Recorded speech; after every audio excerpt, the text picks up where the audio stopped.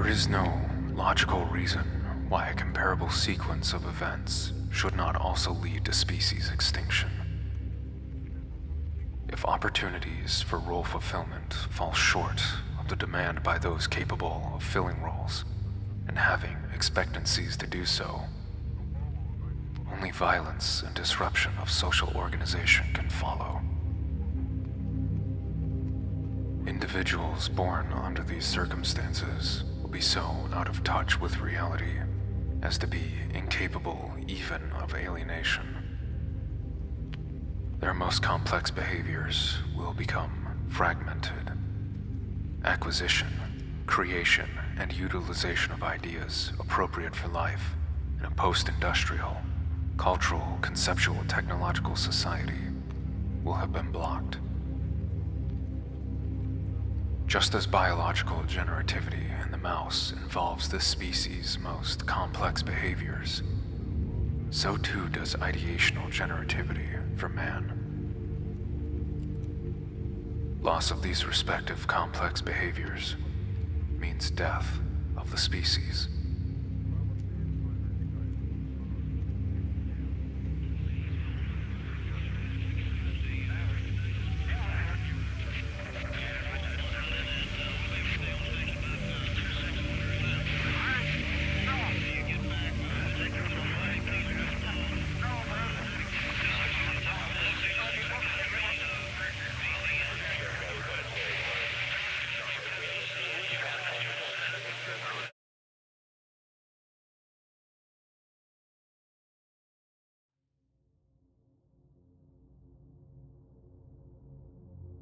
Peculiar to man allows for the learning of language and social habits, and is undoubtedly the result of selection of factors, making for delayed adolescence, enabling the more cooperative groups of people to survive.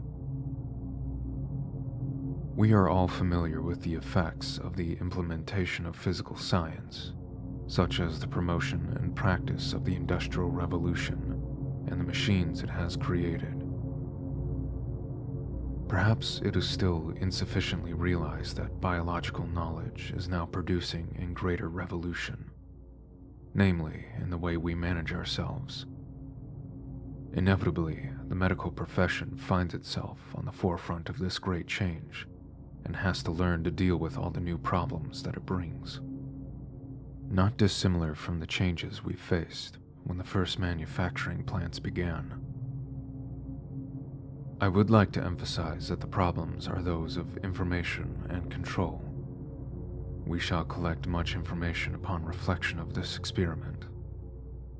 However, what we will have to say about how it can be implemented in our lives may be limited.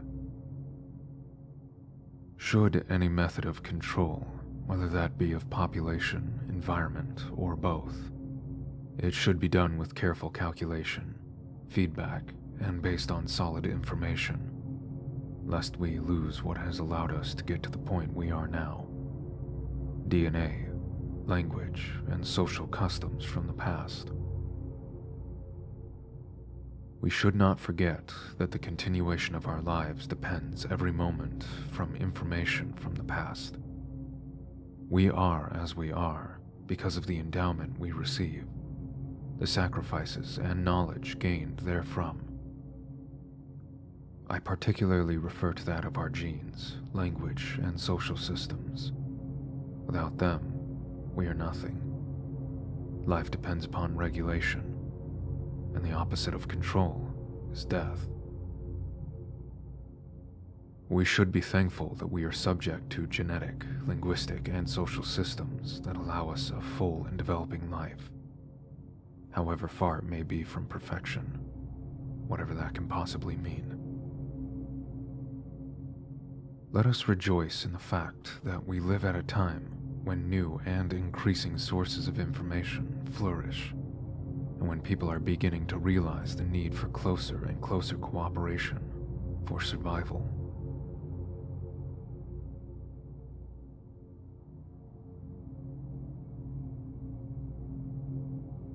I shall largely be speaking of mice. However, my thoughts are of man, on healing, on life and its progression. Threatening life and evolution are the two deaths, death of the spirit and death of the body. Evolution, in terms of ancient wisdom, is the acquisition of access to the tree of life. This takes us back to the first pale horse of the apocalypse. Its rider set out to conquer the forces that threaten the spirit with death. To him who conquers, I will grant to eat the tree of life, which is in the paradise of God. And furthermore, within Revelations, the leaves of the tree were for the healing of nations. This takes us to the fourth horse. I saw a pale horse, and its rider's name was Death, and Hades followed with him. They were given power over a fourth of the earth, to kill with the sword, and with famine and pestilence, also with wild beasts of the earth. This second death has gradually become the predominant concern of modern medicine, and yet, there is nothing in the earlier history of medicine, or in the dogma embodied in the Hippocratic Oath, that precludes medicine from being equally concerned with healing the spirit or the nations as it is with healing the body. Perhaps we might do well to reflect upon another of John's transcriptions. He who conquers shall not be hurt by the second death.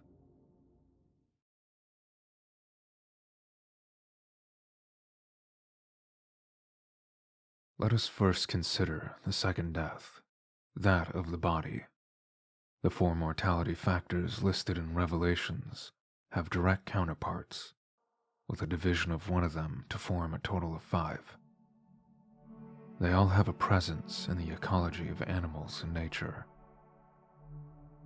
I shall briefly explain each of these 5 mortality factors, then discuss the steps taken to eliminate or drastically reduce the impact of each in a utopian environment constructed for mice.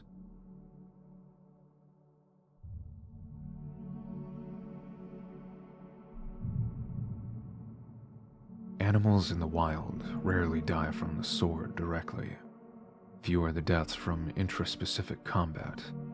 Rather, it is individuals who have failed in the more symbolic conflicts, such as gaining the right to remain in the locality of their birth, or in more preferred habitats.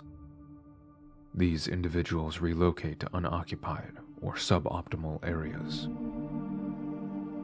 In strange and less favorable habitats, the rejected animal becomes more and more exposed to other mortality factors. Any removal of excess members from an established population, from the point of view of the original group, represents mortality. In this sense, emigration is a mortality factor.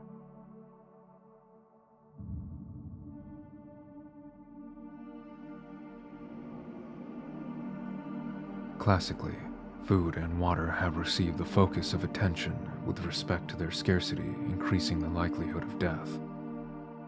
Shortages of shelter, other environment resources, and associates lead to debilitation and an unsatisfactoriness of habitat that culminate in death or failure to reproduce, species death.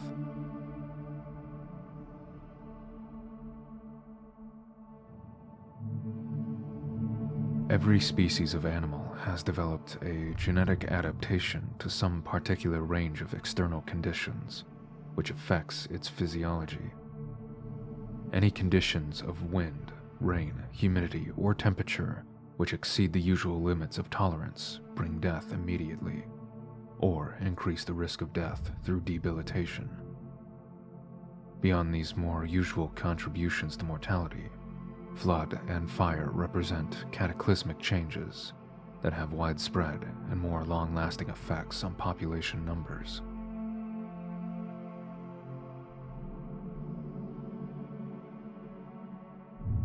Although most animals develop some capacity to tolerate parasites, bacteria, and viruses common to their environment, Most species still remain subject to epidemic decimation in addition to a more normal attrition from disease. Abnormally high densities enhance the likelihood of disease spread to epidemic proportions.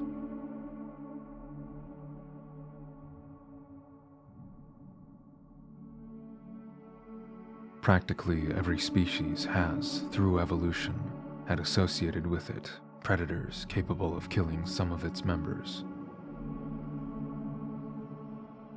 Despite loss of members from these 5 kinds of mortality, most species persist over long periods, even those measured in geological time. To do so, every such species has developed capacities for reproduction demands to compensate for losses, at least from the normal impact of mortality factors, other than aging.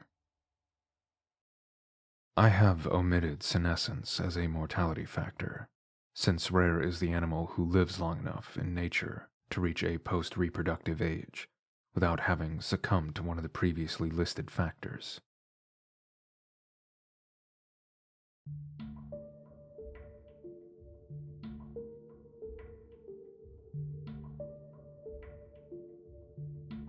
A closed physical universe was formed, achieved by connecting 4 walls, each 54 inches tall by 101 inches wide. Although the walls were constructed for use by mice to increase the effective use area of the universe, the mice could not climb over the upper 17-inch unconstructed portion of the galvanized metal walls.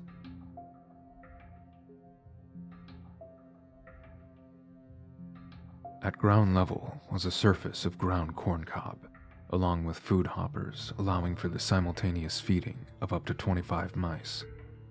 On an upper-level platform were water bottles, allowing for the watering of 2 mice at a time. An abundant supply of paper nesting material was also made readily available. Taking into time for feeding and watering, access to food could not have been a limiting variable until a population of 9,500. 6,144 for water resources.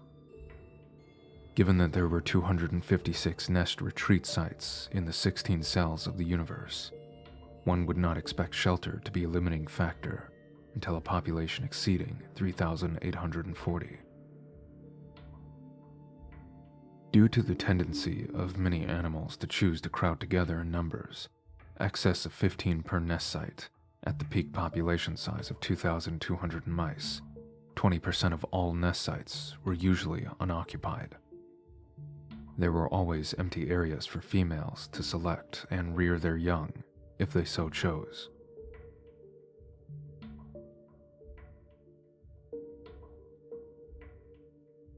The mouse universe was located on the 2nd floor of a prefabricated metal building. During cooler months, temperatures were kept close to 68 degrees Fahrenheit. During warmer months, large exhaust fans kept ambient temperatures within the 70 to 90 degrees Fahrenheit region. Being indoors, rain could not contribute to debilitation. Air movement was kept low, except when this favored heat loss during periods of high ambient temperatures. No evidence was gathered that these temperature conditions enhanced mortality.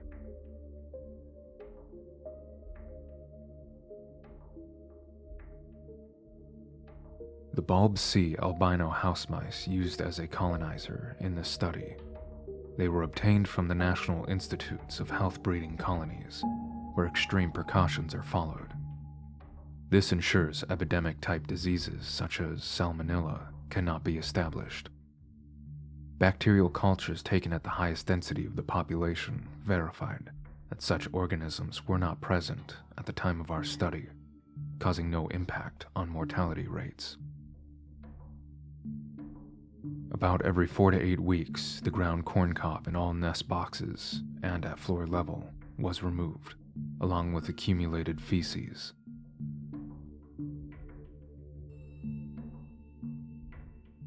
No predators were present within the universe. Some mortality did occur through the history of the population we initiated in the 16-cell universe. Not until the mice became quite old did the mortality from aging play a significant role in population decline. Typical stages of menopause in female mice comes at around 560 days of age. Although we have not yet determined the average life expectancy at weaning, I suspect that it is well past menopause. Large number of mice live to 800 days of age, which is equivalent to 80 years for a human.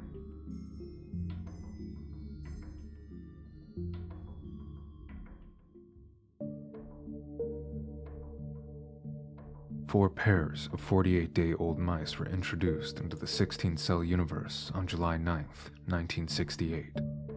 Each mouse had been isolated for 21 days following weaning, after which a period of 104 days passed before the first litters were born, Phase A. These 104 days were marked by considerable social turmoil among these 8 mice until they became adjusted to each other and to their expanded surroundings. Following this adjustment and the first members of the first litter, the population exhibited an exponential increase, doubling about every 55 days. From 20 to 40, then 80, 160, 320, finally to 620, after nearly 5 doublings. This growth period is considered Phase B. At 620 weaned mice, the rate of population growth abruptly decreased to a doubling time of approximately 145 days. Periodically through Phase B, young born into the universe reached sexual maturity and bore more offspring, thus contributing to the compound interest rate of population growth. Phase B reproduction exhibited clusters of reproducing female groups, rather than an even distribution, leaving some nesting areas devoid of mice.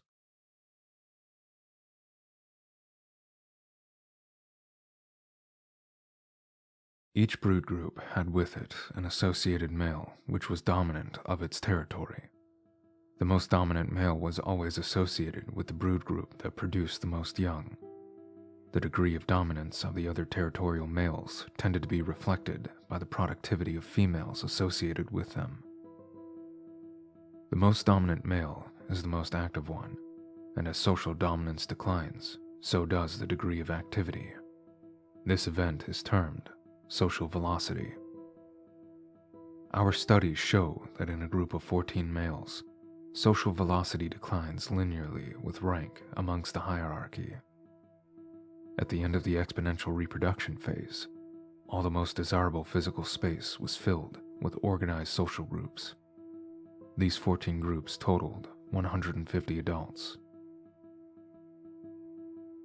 On average, each group contained over 10 individuals, including a territorial male, associated males and females, and their juvenile offspring. At the end of Phase B, there were 470 of these immature mice that had experienced good maternal care and early socialization. Thus, there were over 3 times as many younger animals as the socially established older ones. Of course, this number is far greater than what would normally exist in nature, with standard ecological mortality factors.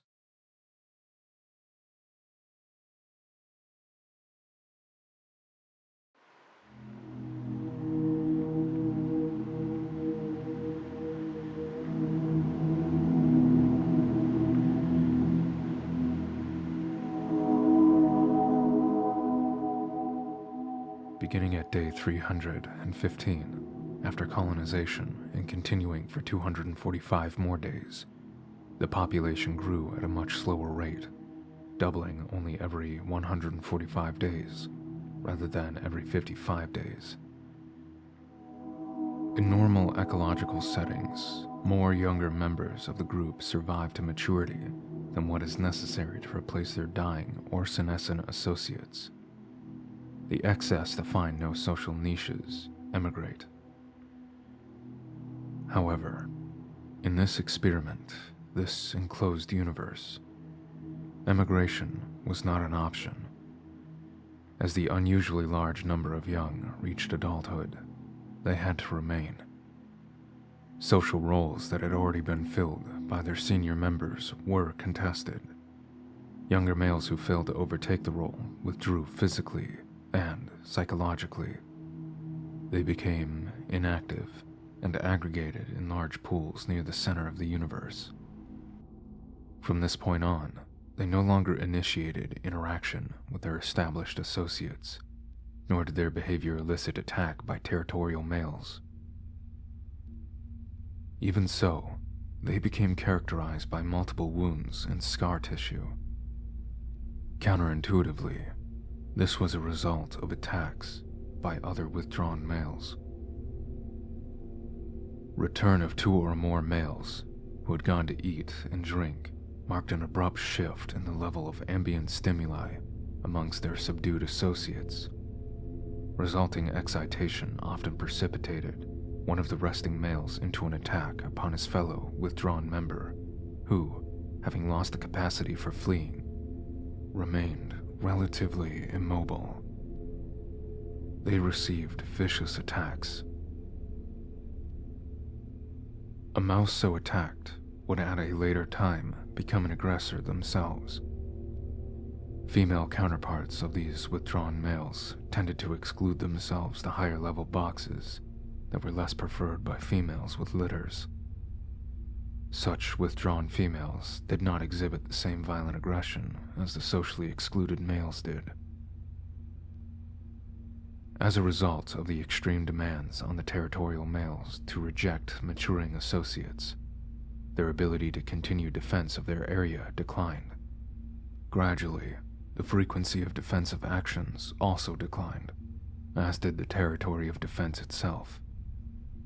This left nursing females more exposed to invasion of their nest sites. Normally, nursing females in the presence of territorial males exhibit little aggression. However, when a territorial male was not present and invasion of the nest occurred, the nursing female did become aggressive, in effect, taking over the role of the territorial male. This aggression carried over even to their own young, who were attacked, wounded, and forced to leave home several days before normal weaning. During Phase C, the incidence of conception declined and reabsorption of fetuses increased. Maternal behavior also became disrupted. Young were often wounded in the delivery process. Females transported their young to several sites, during which some were abandoned. In fact, several litters of young mice disappeared between 2 survey points. The combined effect of these several factors affecting reduced conception, increased fetal mortality, and increased pre-weaning mortality largely accounts for the abrupt decline in rate of population growth, characterizing Phase C.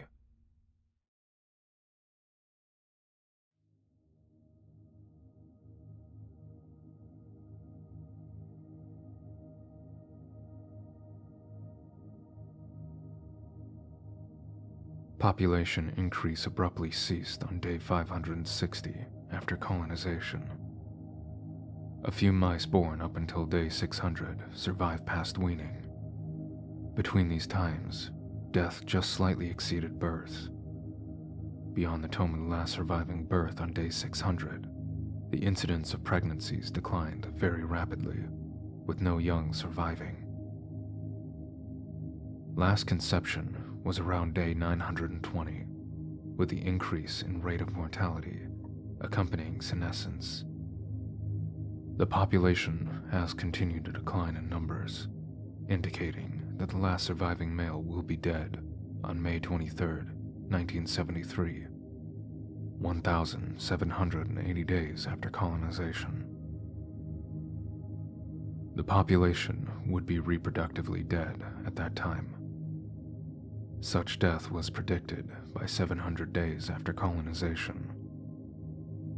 This demise of a population contradicts prior knowledge, which indicates that when a population declines to a few remnant groups, some individuals will reinitiate its growth.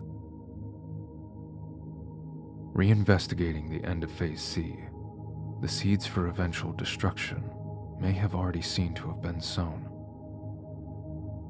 By midway in Phase C, essentially all young were prematurely ejected by their mothers. They started independent life without having developed adequate effective bonds. Then, as they moved out into an already dense population, many attempts to engage in social interactions were mechanically disrupted by passage of other mice. Lastly, it has been observed in prior experiments when a group size exceeds the optimum of their proportionate size, maximizing gratification from such interactions necessitates a decrease in the intensity and duration of such behaviors. This fragments otherwise more complex behaviors, failure to develop early social bonding, mechanical interference with developing social behaviors, and fragmentation of behaviors. 3 processes which can be attributed to the maturation of the more complex social behaviors, such as those involved in courtship, maternal care, and aggression control. In this experiment, these characteristics of a healthy development failed. For females, a clear example may be taken from a 2-cell universe studied in parallel with the 16-cell one detailed here. The members of this smaller universe were killed 300 days after the inflection point of the shift from Phase C to Phase D. Among these were 148 females born within the last 50 days before the end of Phase C. At autopsy, at a median age of 334 days, only 18% ever conceived.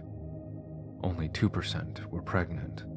Each of these 3 females had only 1 embryo as contrasted to the typical 5 or more. By this age, most females in a normal population would have 5 or more litters, most of them successfully reared. Male counterparts to these non-reproducing females were dubbed the beautiful ones. They never engaged in sexual approaches towards the females. They never engaged in fighting, nor did they have wounds or scar tissue. Thus, their coats remained in excellent condition.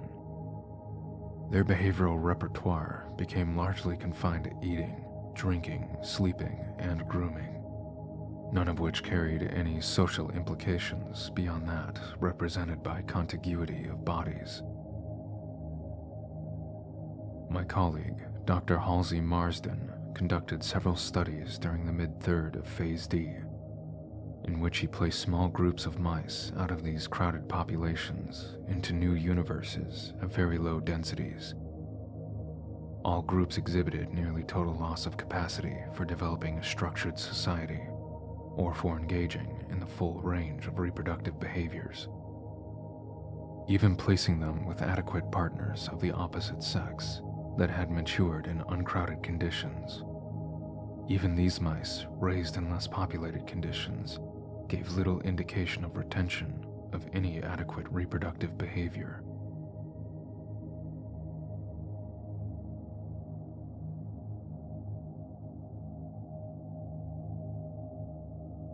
The results obtained in this study, they should be obtained when usual cause of mortality becomes significantly reduced in mammal species who form social groups.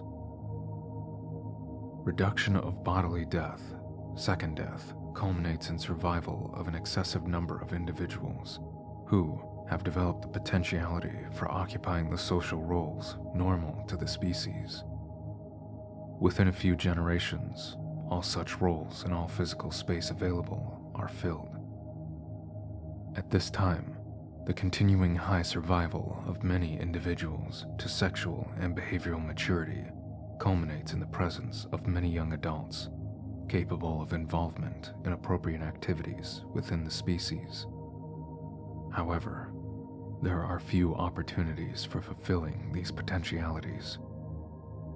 In seeking such fulfillment, they compete for social role occupancy with the older, established members of the community. This competition is so severe, it simultaneously leads to the near total breakdown of all normal behavior. Normal social organization, the establishment, breaks down. It dies. Young born during such social dissolution are rejected by their mothers and other adults.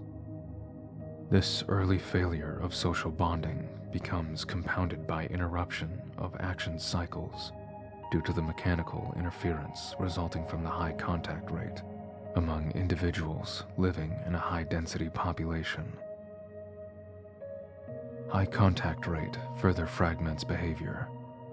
In order to maximize gratification from social interactions, intensity and duration must be reduced in proportion according to the group size when exceeding the optimum. Autistic-like creatures, capable only of the most simple actions compatible with physiological survival, emerge out of this process. Their spirit has died. First death.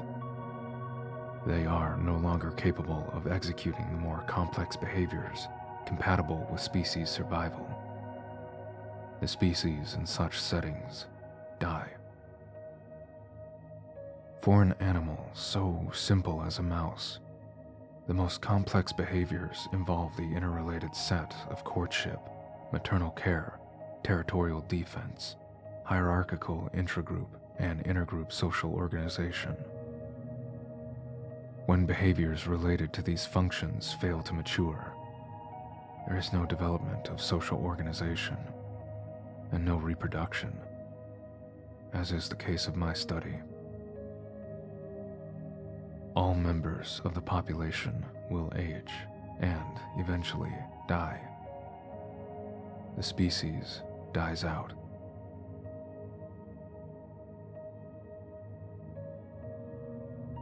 For an animal so complex as man, there is no logical reason why a comparable sequence of events should not also lead to species extinction.